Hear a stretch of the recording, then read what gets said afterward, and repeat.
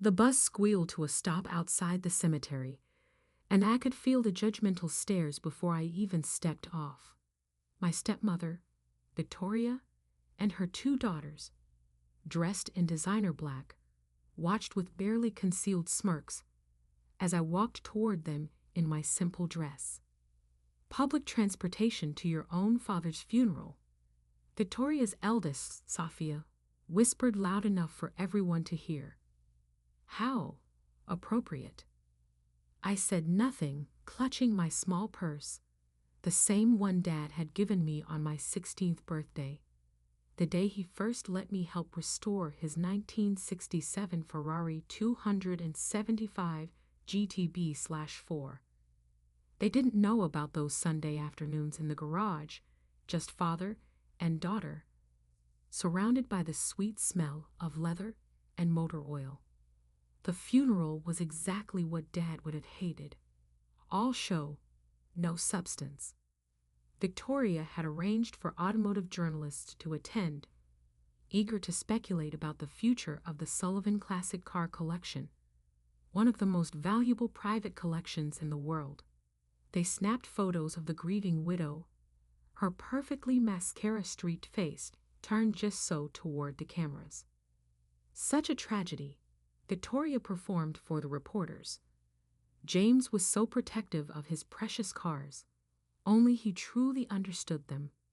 I bit back a smile, remembering Dad's actual words. Cars are like people, Alexandra.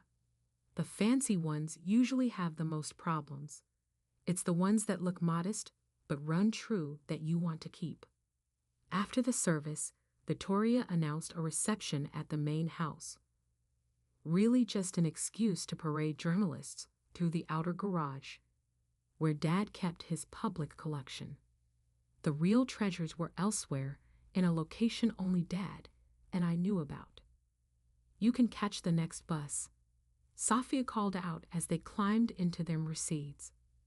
We wouldn't want to crowd the car. I watched them drive away, then checked my phone. A text from Mr. Harrison, Dad's lawyer.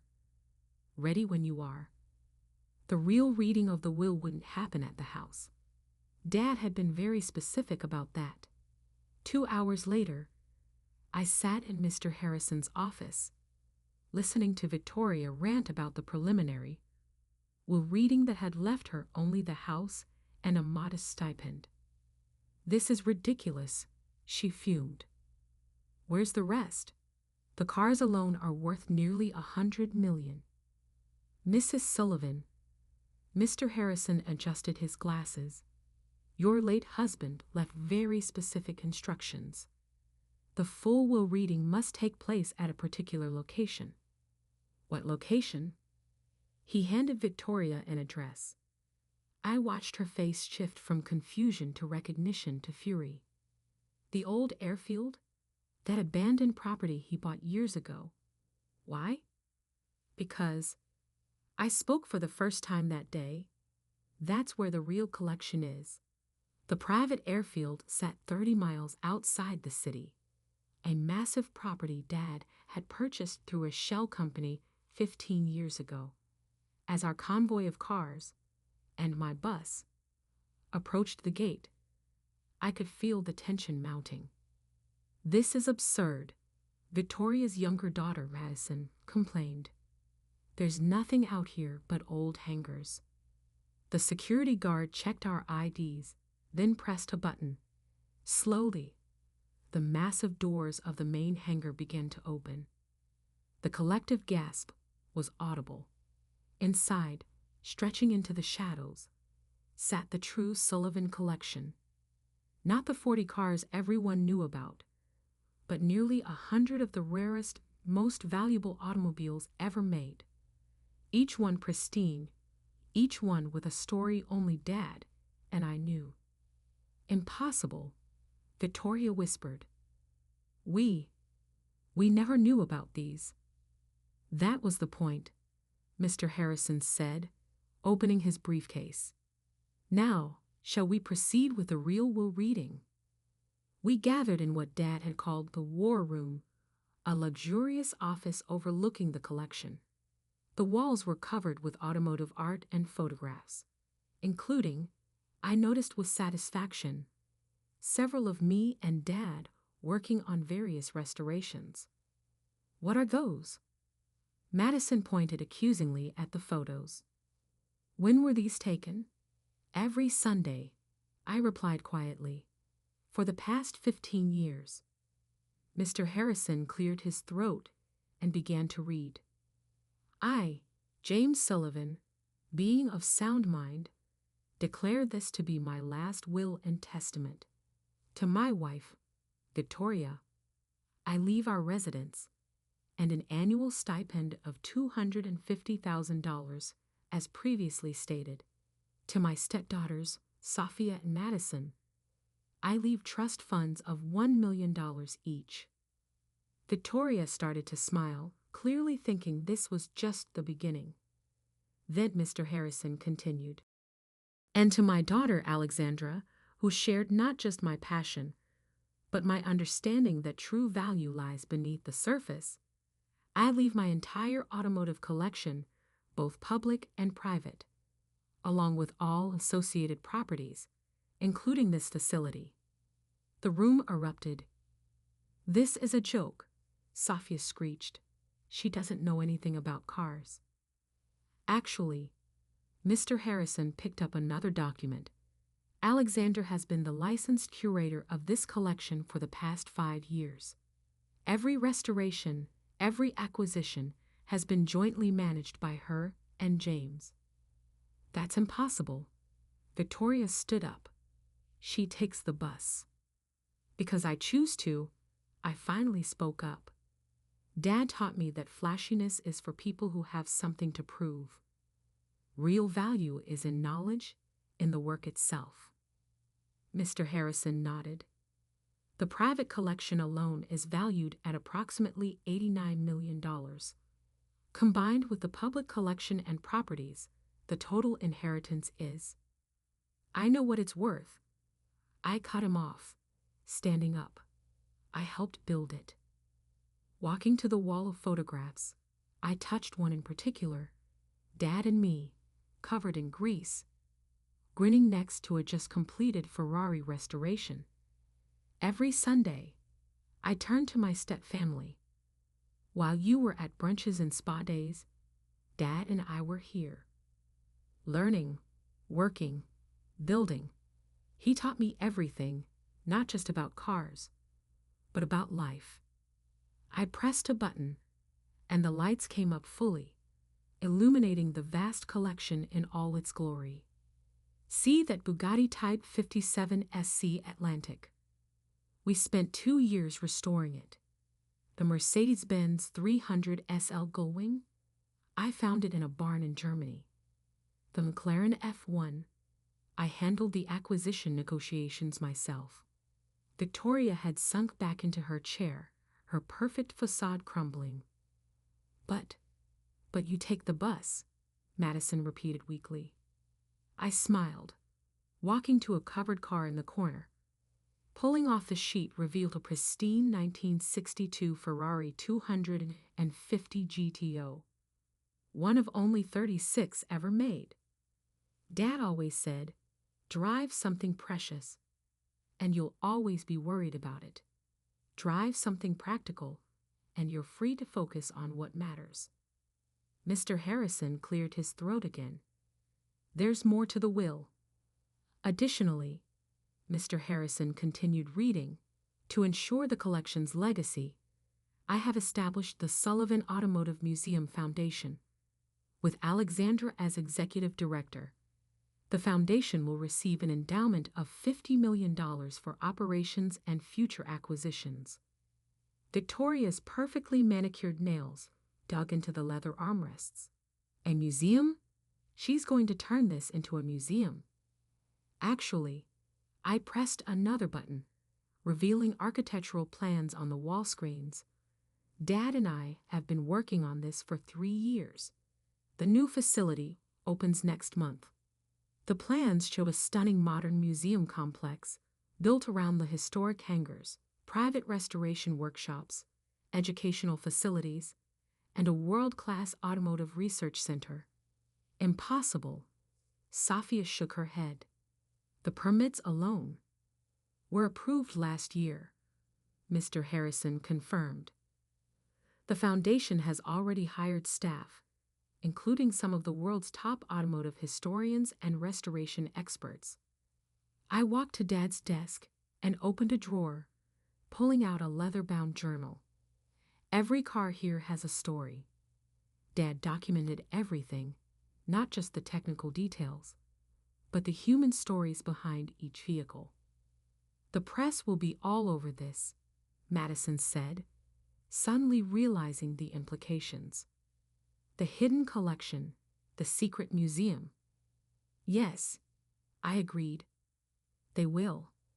And they'll learn how Dad spent 15 years secretly building this with his daughter, the one you thought was just taking the bus. Mr. Harrison pulled out another document. There's also the matter of the racing team. Racing team? Victoria's head snapped up. Sullivan Motorsports, I explained. We've been developing it quietly. 3 cars are entered in next year's Le Mans.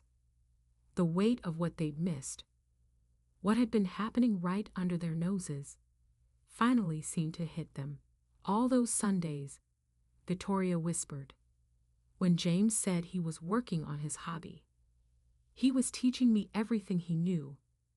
I sat in Dad's chair, opening his journal. Every aspect of the business, every connection in the industry, every secret of restoration and collection management. But why keep it secret? Madison demanded. Because Dad knew how people change when they know you have something they want. I looked pointedly at Victoria. He learned that lesson the hard way once.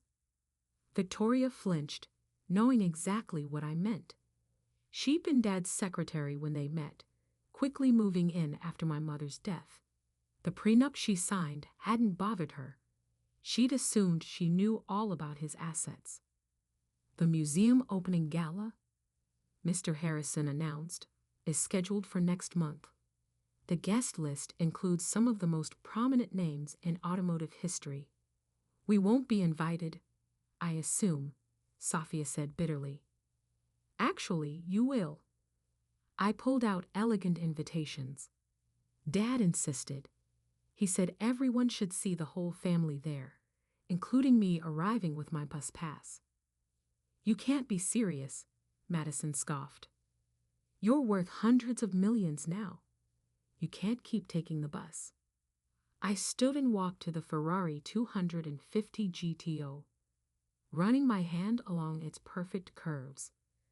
This car is worth over $70 million. But you know what Dad taught me?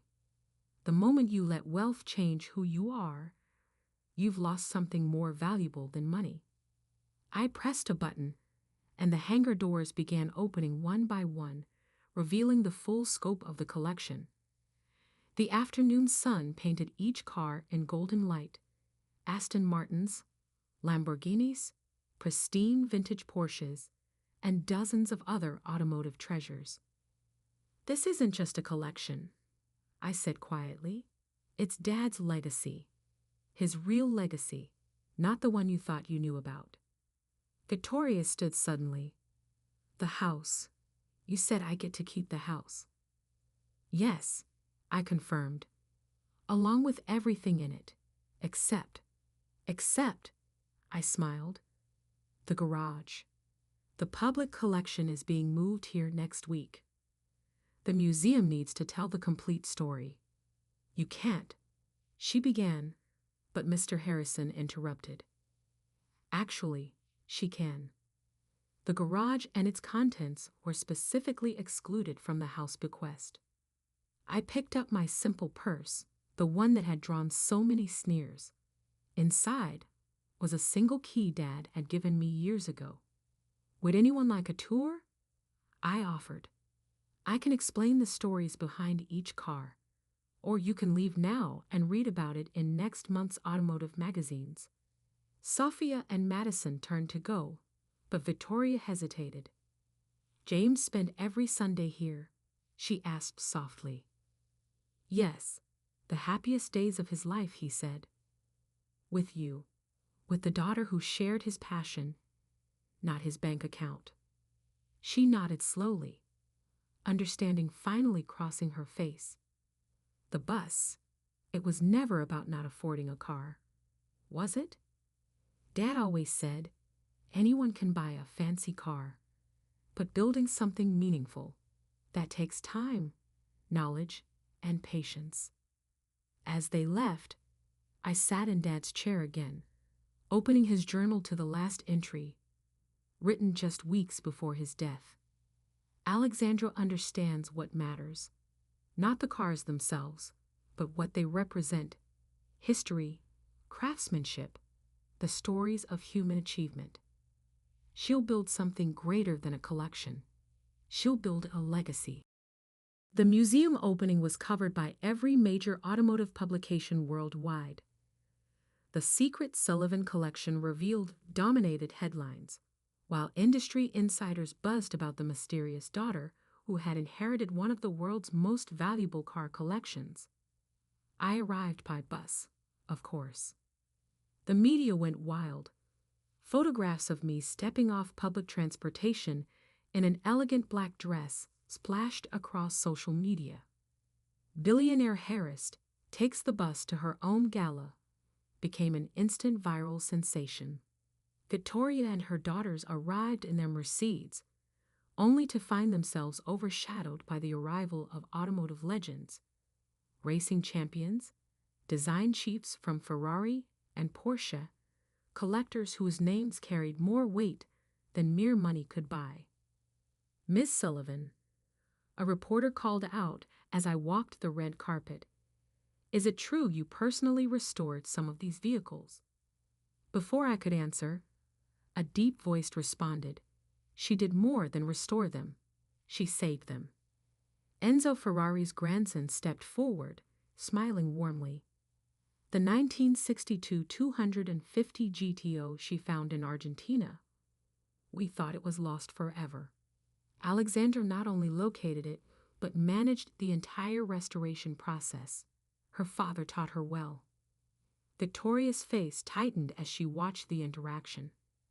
Her carefully planned introductions to the Ferrari family over the years hadn't gotten her nearly as far as my quiet work with Dad had. Inside the museum, guests moved from exhibit to exhibit, marveling at the collection's scope and presentation. Each car had its story displayed, not just technical specifications, but the human drama behind it. Dad's journal entries had been transformed into engaging narratives. "This is extraordinary," the head of the Peterson Automotive Museum commented, studying a display. "The depth of knowledge, the attention to detail." Madison sidled up, trying to join the conversation. "Our family has always valued automotive history." "Really?" He turned to her. "Then you must know the fascinating story behind this Alfa Romeo's rescue from a flooding warehouse in Venice." She blanched. Well, it was 2019. I stepped in, rescuing her from embarrassment. Dad got a call about a collector's death in Italy. His warehouse was at risk from rising waters. We flew out that night and worked for 36 hours straight to save not just our car, but 3 others belonging to different collectors. I remember the news coverage. Someone else chimed in, but it never mentioned the Sullivans. Dad preferred it that way. I smiled. He said true collectors care more about saving history than getting credit for it. The evening progressed, and I could see Victoria growing increasingly agitated as she realized how much of Dad's life she'd never known. The relationships he built, the respect he'd earned and passed on to me. "And the racing team?" A journalist asked during the formal presentation. "Will Sullivan Motorsports continue under your leadership?" Actually, I activated the main screen, revealing our 3 race cars. "We're expanding. The team will compete not just at Le Mans, but in the full World Endurance Championship. Sophia nearly dropped her champagne glass. But that costs millions. It does, I agreed. Fortunately, we have some excellent partners. I gestured to the logos on the cars, some of the biggest names in motorsport. They all signed on because of Alexandra's reputation. Mr. Harrison added from the sidelines. James made sure everyone in the industry knew who to trust after he was gone. Later, during dinner, Victoria finally approached me. Those Sundays, what did you really do here? I led her to a private restoration bay, where a partially completed project sat under bright lights. This was our last project together, I explained, unveiling a 1957 Ferrari Testarossa.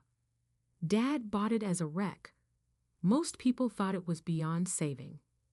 We worked on it every weekend for 2 years. It's beautiful, she admitted. It's not finished, Dad said. I swallowed hard. He said we complete it together. Now I'll finish it alone. All those times he said he was working late. He was teaching me, not just about cars, but about life. About seeing value in things others dismiss. About patience, dedication, and the difference between price and worth. The sound of excitement drew us back to the main hall. The Ferrari chairman was examining the Type 57 SC Atlantic, engaging in rapid-fire Italian with his technical team. They're discussing our restoration techniques, I explained. Dad and I developed some innovative methods. We're publishing them through the Foundation's Research Center. You speak Italian? Victoria asked, surprised. And German, French, and enough Japanese to negotiate with collectors. Dad insisted, said you can't truly understand cars without understanding the cultures that created them. As the evening wound down, I found myself in Dad's office. Now my office, looking at our wall of photographs. So many Sundays, so many shared moments that seemed ordinary then, but were priceless now. Mr. Harrison knocked softly. The papers are ready for your signature. Once you sign, the Foundation officially begins its work. I sat at Dad's desk, my desk, and picked up his favorite pen. The documents would commit millions to automotive preservation, education, and research. Everything Dad had dreamed of. He would be proud, Mr. Harrison said quietly. Not just of what you built together, but of how you've handled everything since. A commotion outside interrupted him. Sophia was arguing with security, waving her invitation. This is my family's collection, she was saying. I have every right to. Actually, I stepped out. It's not your family's collection anymore. It's a public trust now. The Foundation exists to preserve these cars for future generations, not private privilege. But we're family. Are we? I asked quietly. Family is built on shared values, shared passions, shared time. What did we ever share except a last name? The security team waited for my signal. You can stay, I decided. Dad wanted you to see everything he built. Everything we built. But understand this, the collection, the foundation, the legacy, they're not about ownership anymore. They're about stewardship. Later that night, after the guests had gone and the lights dimmed, I walked alone through the collection. Each car held memories, lessons learned, challenges overcome, moments shared between father and daughter. I stopped at the unfinished Testarossa, running my hand along its curved fender. I'll finish it, Dad, I whispered. Just like you taught me. Perfect, patient, true to its history. My phone buzzed. The last bus of the night would arrive soon. Victoria's Mercedes pulled up as I walked to the bus stop. We could give you a ride, she offered, sounding uncertain. Thank you, I smiled, but I'd prefer the bus. Dad always said the best views of life come when you're not worried about showing off. As the bus pulled away, I caught a glimpse of my step-family watching, finally understanding that what they'd seen as weakness had been strength all along. Because sometimes the richest legacy isn't what you own, but what you understand. And sometimes the most valuable lessons come from a father who taught his daughter that true worth isn't in what you drive, but in what drives you. 1 year after the museum opened, I sat alone in the restoration workshop late one night, putting the final touches on Dad's last project.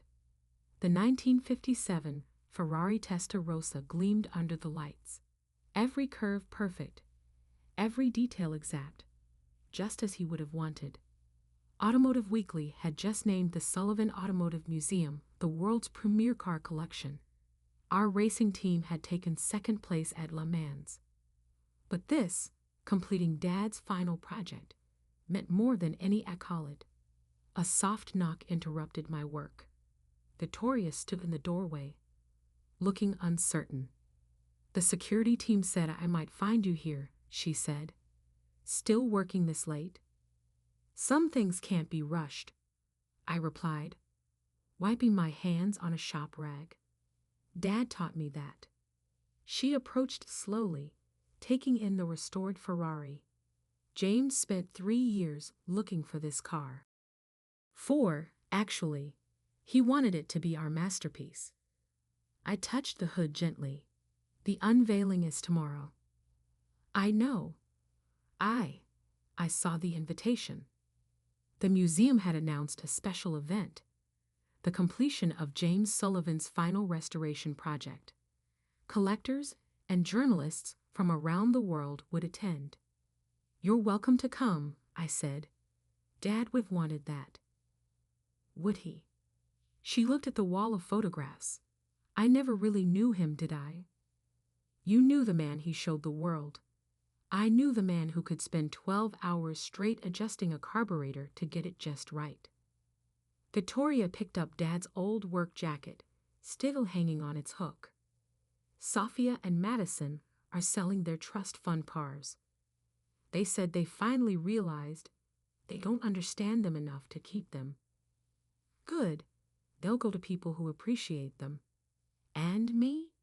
She turned to face me. The house feels empty without the garage collection. I stood, considering her words. There's a position open at the foundation, educational outreach, teaching young people about automotive history. You trust me with that? Dad believed in second chances.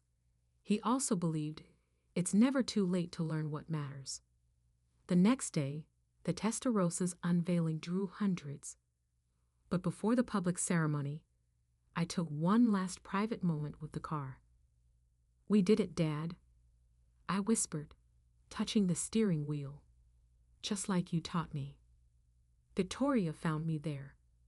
She had traded her designer dress for a practical docent's uniform, ready for her first day teaching children about the cars her husband had loved. You still take the bus? She asked, noticing my transit pass. Always will, because Dad was right. The best things in life aren't about showing off. They're about knowing what you value and staying true to it. The museum filled with guests, cameras flashed, and experts praised the restoration's perfection. But I remembered Dad's words from long ago. Cars are just metal and paint, Alexandra. It's the love and dedication you put into them that gives them soul. As I drove the Testarossa onto the display platform, its first and last time being driven, I thought about legacy. Not the kind measured in dollars or horsepower, but in lessons learned and wisdom shared. Victoria stood in the crowd, finally understanding. Sophia and Madison had declined to attend, but that was okay too. Some people are meant to be part of your journey, others just part of your story. Later, as I waited for my bus home, I opened Dad's journal one last time. On the final page, he'd written, "Alexandra knows the truth now, that wealth isn't about what you have, but about knowing the value of what you do. She'll take the bus not because she has to, but because she chooses to. And that, more than any car collection, is my true legacy.